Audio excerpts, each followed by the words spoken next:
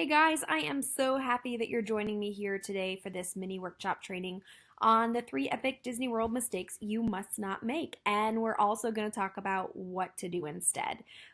These are the 3 make it or break it tips that I find can really either amplify your Disney World vacation and help you get the most value, or it can seriously ruin it if you don't follow these tips. So let's just jump right in. So you're in the right place if you're just not sure about these details of Disney. You want to start planning, but you're not quite sure where to start. Reservations for dining, what is a fast pass, how do I use it? So, we're going to get into all that. Really quick before we jump in, who am I? My name is Megan Halberstadt. I live in Virginia Beach, Virginia. I have 4 children ranging from the ages of 3 to 10. And I have a husband named Alex, and he spends most of his time cruising around in an FA-18 jet. He is in the Navy and currently deployed. But because we spend a lot of our time apart, we've gotten really, really good at making the most of the time that we do get together. And what I've realized over the last crazy 15 years of military life is that sometimes you just need to seek that quality time out and make it a priority to spend this time with the people that you love, because it's just so dang hard to make that time amongst the dishes and soccer practice and piano lessons. So you just have to say, this is the week that we're going to get together. And of course, I want you, when you take that time away with your family, I want you to get the most value out of it. And that's why we're here today. So, a little bit of my story, my background. I had a very demanding career in the medical field. I actually worked in obstetrics, and it just, when my husband started needing to deploy more often and we had more children, it just became incompatible. I just could not be away from home. I could not be on call, and something in my life just had to shift. And I knew that I needed to have a career change. And when I really started thinking about what was important, what lit me up, what was my passion, and it was just travel. And it had been kind of the glue, the binding unit that kept our family together. And so I really felt called to help people with their travel. And so that's why I'm a travel advisor. Specifically, I work with families and groups and really focus on educational and experience-based vacations outside of Disney. I do a lot of historical tours, a lot of active vacations. I mean, I do plan beach vacations, all inclusive vacations as well, but I feel like I really am just totally lit up and passionate about family trips where there's a lot of learning involved. Basically, imagine like week-long field trips, and that is my jam. And obviously, I want to make things as easy as possible for my clients. I have colleagues and connections throughout the travel industry, throughout the world, and just want to make it easy and seamless process for you. But I do love Disney. I'm a Disney girl at heart. I've been to Disney over 20 times. Actually, since I put this together, I've probably been there more like 30, 35 times. And I really feel like I've perfected my strategy and kind of up my Disney game with each trip. Disney is constantly changing. They're always coming out with new little rules, and so we have to kind of continue to tweak that strategy. We have, like I said, we have 4 kids, so each time we've added a kid in there, we have to take into consideration of nap times and height requirements and dining locations. And then on top of that, we've added in multi-generational trips. We have families with special needs, just all kinds of things that go into planning a large family vacation. We've stayed at every resort category and over 10 resorts on the property, and all the way from the most economical value resort all the way up into the club level at Disney's kind of flagship Grand Floridian Resort. So to say I love Disney would be an understatement.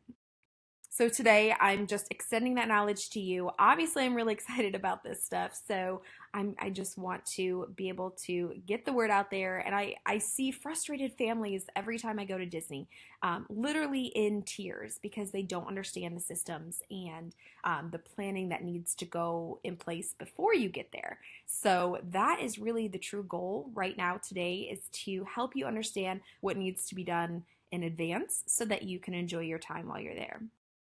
So these are the three epic mistakes that I see Disney World rookies making, and I don't want that to be you. So imagine spending your hard-earned cash on a vacation where you know that you'll get the best price available. You know you're at the resort that best fits your family's style and the needs. The days are planned to be relaxed and structured, but you know that you're making the most of your time. You're not rushing here and there, kind of the best of both worlds, that Disney sweet spot. Your dining reservations are handled. There's no worry. You know that there's going to be availability when you show up for you. And every detail of your trip is thought out beforehand so that once you get there, there is not that stressful factor. So let's make some magic. Mistake number 1. I see people wait until the last minute to book their package. Why do they wait?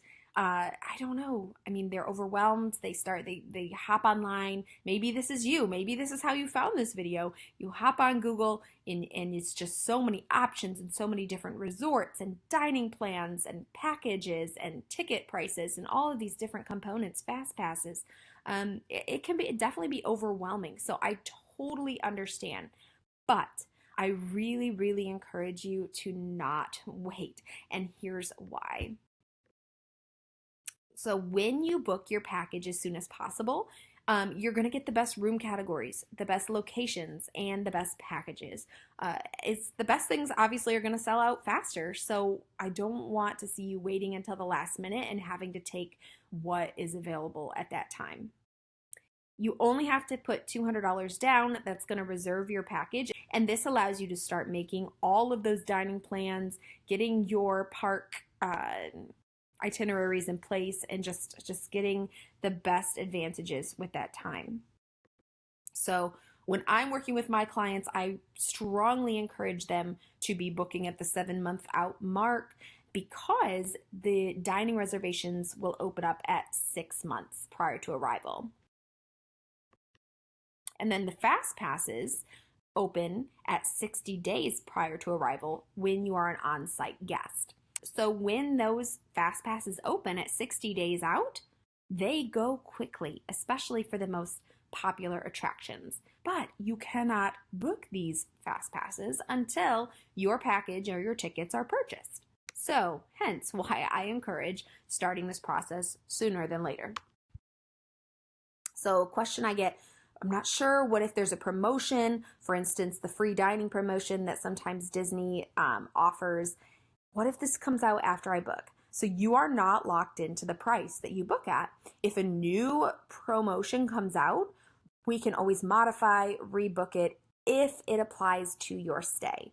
And one caveat to that is, guys, I hate to be Debbie Downer on this, but a lot of the times Disney is so restrictive on how many rooms they release or on these promotions. It seems like there's all these really amazing deals out there, but the truth of the matter is it's actually sometimes very hard, unless you're super flexible, to find those promotions. But once we do find them, and if they apply to your stay, we can absolutely use them. And same thing, what if your dates change or you have to cancel? Disney has incredible cancellation policies, probably some of the very best that I have encountered working in travel. And so you can actually cancel or modify as long as you're 30 days out from your trip, and you will get a full refund. If you modify within those 30 days, you're forfeiting your $200 deposit per reservation. But still, that's actually a really fantastic modification and cancellation policy. Mistake number 2, dining by the seat of their pants or the queue of their stomach. I ask my beginner, my rookie newbie clients, what are you going to do about dining? And this might be 6 months in advance. And so they're thinking, why in the heck Do I have to figure out where I'm going to eat 6 months before I go on a trip? But the truth of the matter is that it's necessary. People tell me, we'll just grab something wherever we are when we're hungry. But dining reservations are an absolute must for me. I'm going to tell you a really quick little story. I took my kids, my husband, again, he's on deployment, and I took my kids for a halfway trip. Basically, in the military world, that means that when you're halfway through a deployment, sometimes you'll have a little celebration or a party. But for us, we went back to our favorite place. So we went to Disney, and it was raining the entire time that we were there. And that's just one of those things. It's Florida, it rains sometimes. Thankfully, we had made lunch reservations on this specific day that I'm thinking about. And unfortunately, a lot of people did not. And I saw so many people walking up to the restaurant. We were actually eating at the plaza right on Main Street in Magic Kingdom, right by the castle there. And seeing these poor families come up to the podium and ask if there was seating at any of these restaurants, and they continually were being turned away. And there was just nowhere to sit inside, out of the mugginess, out of the rain, and it's just heartbreaking. And it kills me. I don't want anyone to have to go and sit outside in the rain and not be able to be have easy access to meals. Obviously, they could get quick service meals, but you're going to be standing in line and there might not be easy seating available. So, guys, make your dining reservations ahead of time if you want to have a sit-down meal.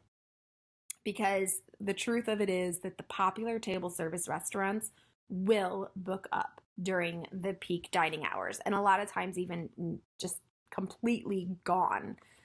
So, what are the most popular dining locations at Disney? Definitely going to be your character dining. Hands down, these are going to be your most popular experiences. Definitely, if you want to eat in the castle, that one will go out 180 days. It will be sold out. So just really important to know which day you're going to be there and be prepared to make those dining reservations. Also, the dinner shows can get very popular, as well as signature dining experiences like Victoria and Albert's, Dining with Imagineer, and the signature restaurants on site, which are like Disney's upscale and more curated experience dining. So, can you go to Disney without any dining reservations? Absolutely. But I just want you to be prepared and to know that availability for many of these restaurants will not be available. You can check the app and see what is available at that time, but I just want your expectations to be prepared that you're likely not to walk in there and ask for a seat and be seated and be able to eat with Mickey and Minnie. However, if you're not interested in dining at sit-down restaurants, then you can always just do, the fast food, what Disney calls the quick service dining, and you don't need reservations for that. So the final mistake that I hate seeing wasted and messed up here is selecting meaningless fast passes and using them without strategy. Strategy is key, my friends. So let's start with the basics. I kind of touched on this earlier, but what is a Fast Pass or Fast Pass Plus, which is their new upgraded Fast Pass system? So the Fast Passes are free front of the line passes. Disney gives you a time frame, an hour time frame. So if you have a Fast Pass at 9 a.m. to ride Seven Dwarfs Mine Train, then you could return anytime between 9 and 10 o'clock to ride that attraction. And instead of having to wait in the standby line, which could be an hour plus, you are going to go into a separate entrance, which is going to take you to the front of the line. And we're not saying that you're immediately going to get on the ride, but generally it's a 10-minute or less wait. So this will save you a ton of time. And again, these are free. Disney doesn't give many free things. So guys, they're giving you something for free. You need to use it wisely, and you need to use it as a tool that's going to reduce your time in line. And there's only so many of these fast passes that are given out per day. So once they're gone, they're gone. So we want to be ready to grab those when your reservation time frame opens. So which fast passes should you go for? You need to try to get the attractions that are the most popular at each park. These are going to be the attractions that are immediately going to skyrocket in wait time. If you typically, these attractions are 60 plus minutes, and I have an entire PDF FastPass guide where I literally walk my clients step by step through which attractions are going to be the very best to get based on their family's needs, whether they've got roller coaster lovers or toddlers, height requirements, all of that. But basically, when you're planning out your trip, you need to know that if it's a popular attraction, you're going to try to get that as a fast pass. These harder to get options, you should try to get them first. And if they're not available on the day that you're planning for, I want you to go ahead and look towards the end of your trip. So for instance, I spoke earlier about the Seven Dwarfs Mine Train. That is one of the very hardest fast passes to get. Instead of looking on your very first day of arrival, if you're staying on property, on Disney World property at a Disney resort, you can actually select fast passes all the way through the end of your stay. So that means that instead of looking on your first day, if you look on your last day or towards the end of your trip, you've got a much higher chance of finding those hard to get fast passes. So I would always go for those first. As far as touring strategy goes, I go over this in incredible detail with my clients, and I actually send out customized travel itineraries for them. But what you need to know at this point in the game is to plan to spend that first hour in the park doing popular attractions that you do not have fast passes for. Then you're going to jump in with your fast passes, and you're going to get those back to back in the earlier portion of the day. Then after you use your first 3 fast passes, you're able to book more. You hop onto the My Disney Experience app, and you can select one at a time. Once you use that additional fast pass, then you'll be able to get another. Once you use that one, you'll be able to get another, and so on and so forth. At that point, after the first 3 are used, you can hop to a different park. You're not constrained to that single park like you are when you get the first original 3. So that's why I personally like to book these earlier in the day so that I have the rest of the day free if I want to grab more. So putting it all together, my 3 top tips. So book your package early, and then you can make your payments over time. Reserve any specialty dining, and you want to do that right at the 180-day prior to arrival mark. And then choosing strategic fast passes. So guys, we just don't have the time to go over every single step that it goes into, planning a Disney vacation. This is a process, like I said, that takes 7 months, and I work with my clients back and forth over that entire time. But if you use just these 3 tips, it's going to improve your trip and it's going to reduce your stress. So I can't see you, but maybe this is the look that you have right now.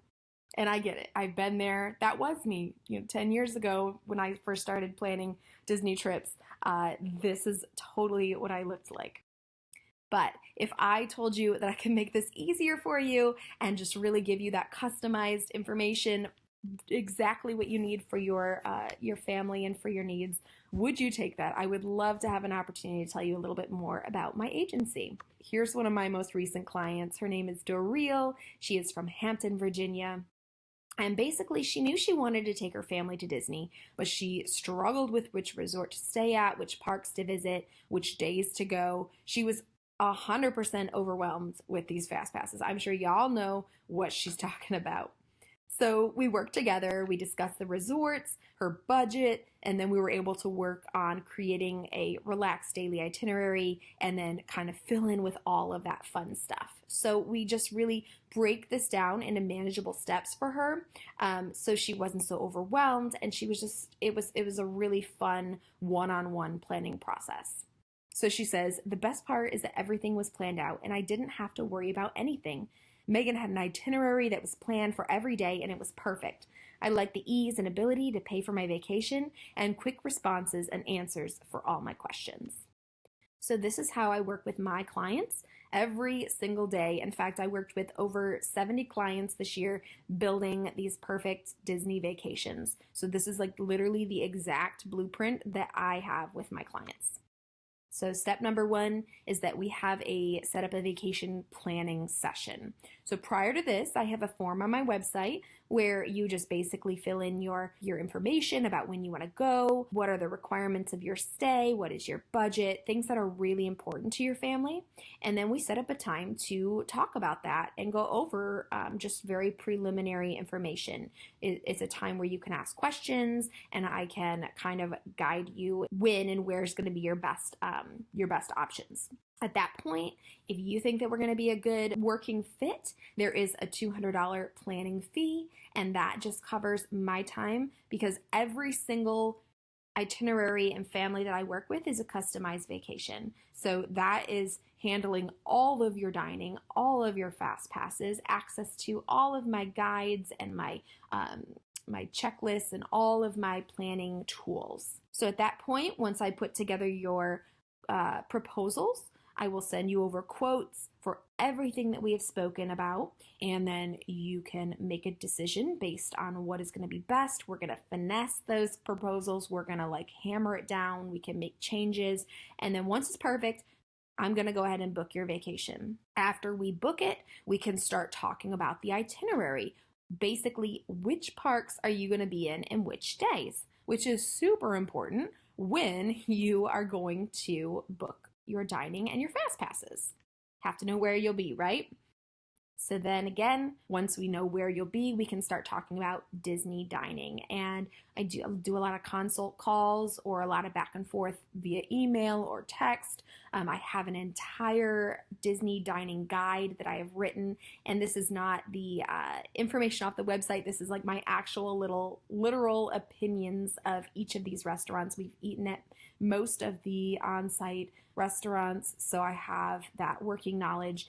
And so if you have allergies or food preferences or you really like a certain type of food, then we can find that perfect fit for you. At that 60-day mark out, we're going to have our Fast Pass consult, which is going to, again, go over what kind of rides your family likes. Do you like entertainment? Are parades important to you? Are upgraded VIP experiences important to you? What kind of touring experience are you going to want? And then again, I can take that information and make your fast passes for you. Step 7, I'm going to put everything together. So your itinerary, your dining, your fast passes, what to be. It's literally a step-by-step blueprint to your Disney vacation. Everything in one spot. And then you're just going to pack your bags and go and experience and have fun. And then we'll have a follow-up. I always like to kind of touch base after you come back and just see what you thought and then start dreaming of your next vacation. So this is another one of my clients, Ada. She says, I felt like our whole vacation was planned out exactly how we wanted without me actually needing to do anything. And even during our trip, it was so easy to stay in contact and make adjustments. I love how honest Megan is about things. Even if something was more expensive, she gives an honest opinion on it being worth it, which I really appreciate. So my clients receive that one-on-one travel advising with the free planning consultation. So before you even really jump into anything, we kind of can wrap your head around exactly what the next steps should be. Stop endlessly researching and spending hours on hold. I am a single point of contact. I work directly with Disney as a preferred travel advisor. So my clients also receive access to all of my travel guides, cheat sheets, and checklists, and their custom weekly and daily itineraries. Of course, I will make dining reservations for you and also your Fast Pass reservations. I also have privy to any incoming deals or promotions that Disney releases, and it's something I automatically go through and check all of my clients' accounts and make sure that they're getting the very best deal possible. A virtual tour guide while you're at the parks. My clients text me, hey, where's the closest Dole Whip? How do I get from my resort to Magic Kingdom? Or how do I get to this dinner? I'm here for any questions that you have. You have my personal phone number to be able to text me.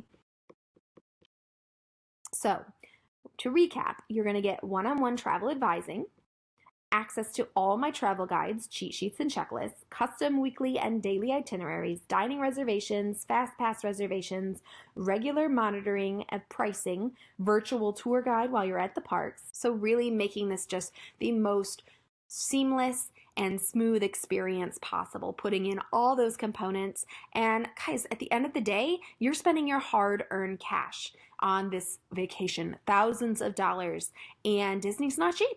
So I just want to help you get the very most value out of your Disney vacation. So you can get a hold of me. I would absolutely love to work together. I would love to advise you. My email is megan@megplanstravel.com, or you can learn more about my services over at my website, megplanstravel.com. But even if you don't want to work together, guys, I hope that these 3 tips have come in handy and they've given you a better idea of the planning that goes into Disney and can truly help to make your trip more magical. Thank you so much for hanging out with me today. I hope you have a fantastic day.